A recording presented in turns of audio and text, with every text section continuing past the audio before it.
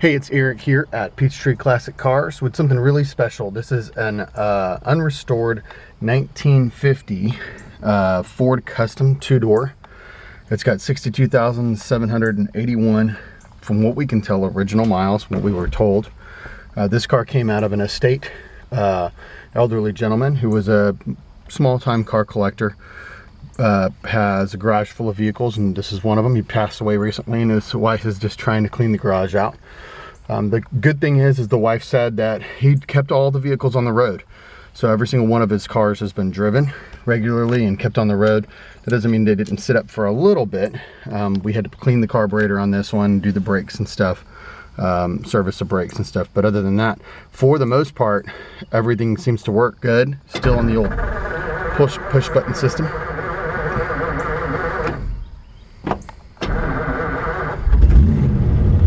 There we go. 6 volt. And the emergency brake does work. These old cars just drive so smooth. I love old 50s sedans. Got a great sounding engine. I think part of the growl that we're hearing is maybe a small exhaust leak under the hood, but nonetheless it sounds nice. I mean, just a quiet, I've got all 4 doors down. I've got all 4 windows down right now in here. It's a hot Georgia day, and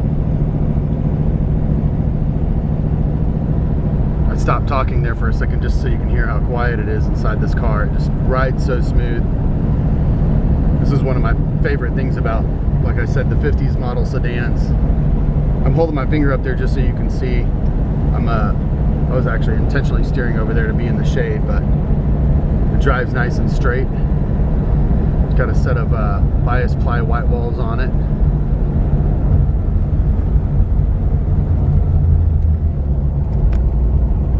Three on the tree, flathead V8, 239, I believe is what they call it, the flathead V8. I've been doing videos down here for 11 years. They finally sold this plot, and then they're building something here, so I have to be careful with the, but I just did reverse. That works good. Horn, hopefully you can hear that. Listen. Really good sounding engine. It does sound like there's a small exhaust leak coming from under the hood, but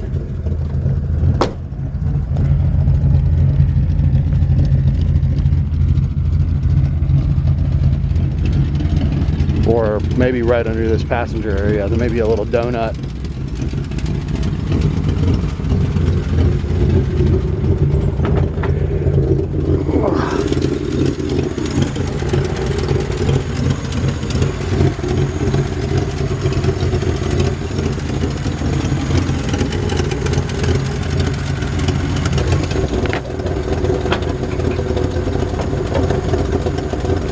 Prop rod here.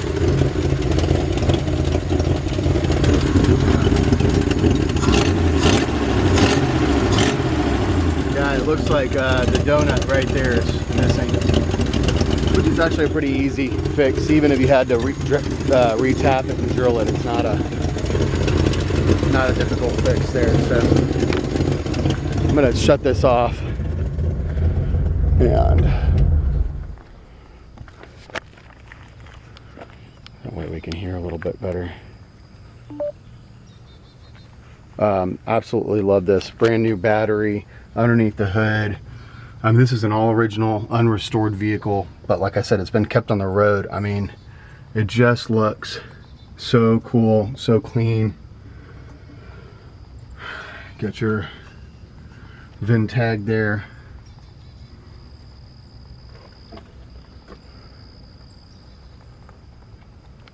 And aside from a few little typical, chips and things that you would see on a car like this. One thing I need to adjust the locker on it.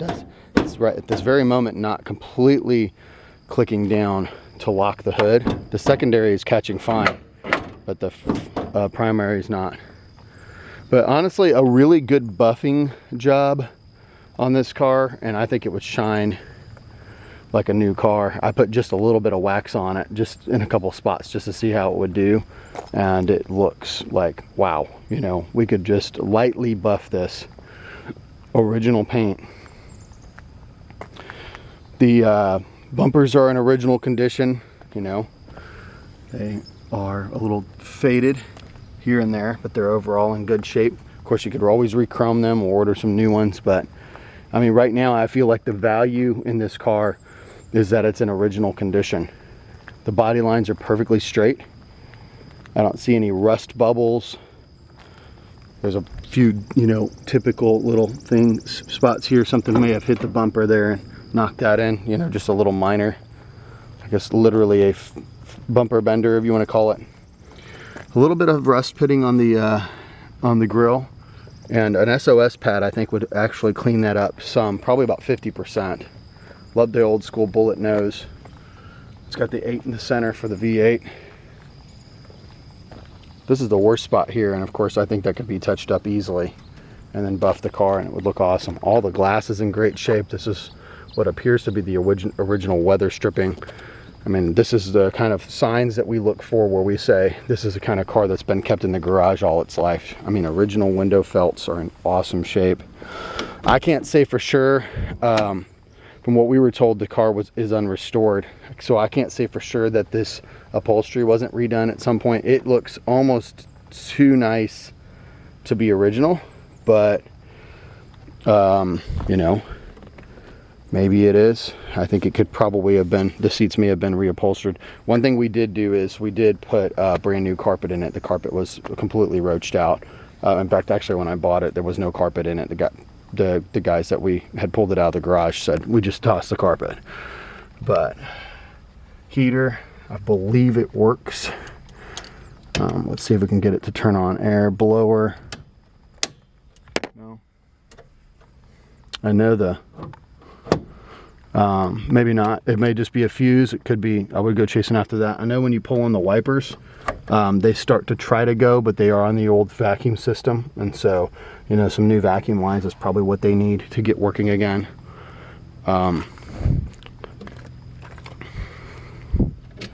Back seats and awesome. You know, I mean, the carpet's brand new. We just put it in, and this is actually the first real long drive I've taken in it, taking it out of the garage since we put the carpet in.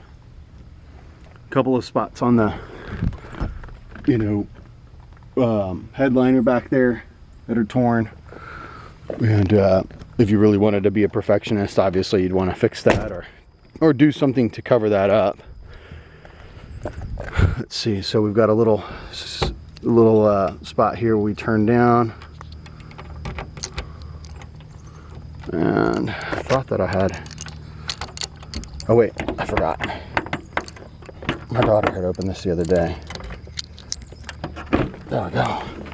It's got a little latch. I forget about that in here to open up the trunk. And it's actually supposed to, there we go, hold itself up, and it does.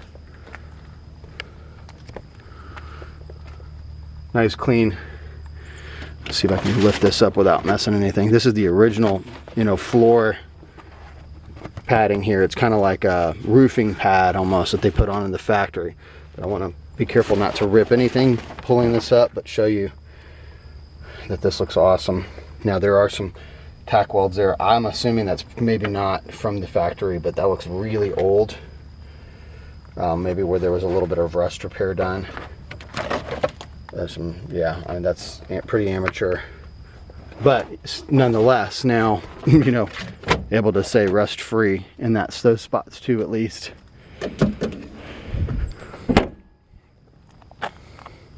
Close that back up. Yeah, it's actually pretty cool that it has that little latch on it. It doesn't seem like the key is turning that to lock it or not. While we're here, oh, look up underneath. It does have, I'm not sure exactly why this side's cut off. If at some point during its life this one got replaced or something. Yeah, it appears that there was some rust under here, and that's what they were patching from the inside. So I guess we can't say that it's a 100% rust-free car. There's your well, and that's just the original undercoating peeling off, which is pretty common. I'm gonna try to get way up in here because people ask about, oh shoot, that's my face, darn it. People always want to ask about, you know, this. I'm glad that didn't catch my eye. Got caught on this bolt here. Oh, so be careful. I just got caught on that right there in my face.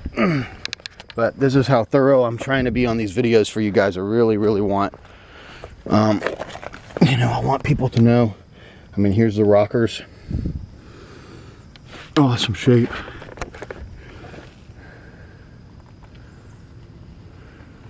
Floor pan all the way down. A couple of spots there looks like they were fixed years ago. Some of that's undercoating coming off.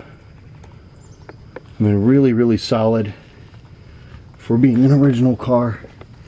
All this floor pan, and like I said, we had there's a spot right there. We had the carpet out, so I wish I would have taken a picture of it, because the floor pan from the inside with the carpet out looked like it was actually pretty solid. Actually, it looked completely solid. Never crossed my mind that there was any patches on the inside.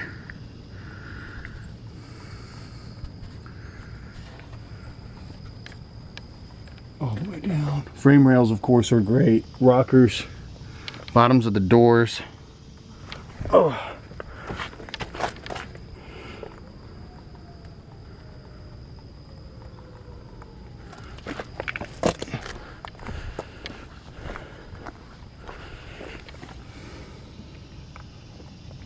I mean, the inner fender wells look amazing.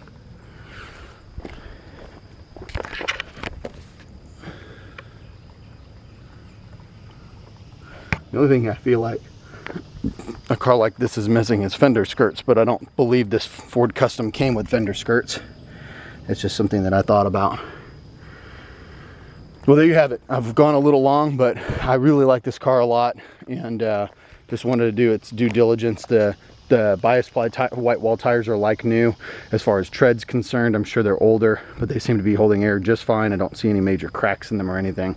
It's a beautiful, beautiful car, and just super fun. I mean, you don't find them like this very often. At this point, people are rat rodding them out, or they're trying to fully restore them, and you know, then they're up in the 20s and 30s and things like that as far as price is concerned. So this is a great way to get into a beautiful car. I think you could spend an afternoon waxing and buffing it, and you know, tinkering with a few little things, and really, really enjoy this classic Ford. Give us a call, PeachtreeClassicCars.com.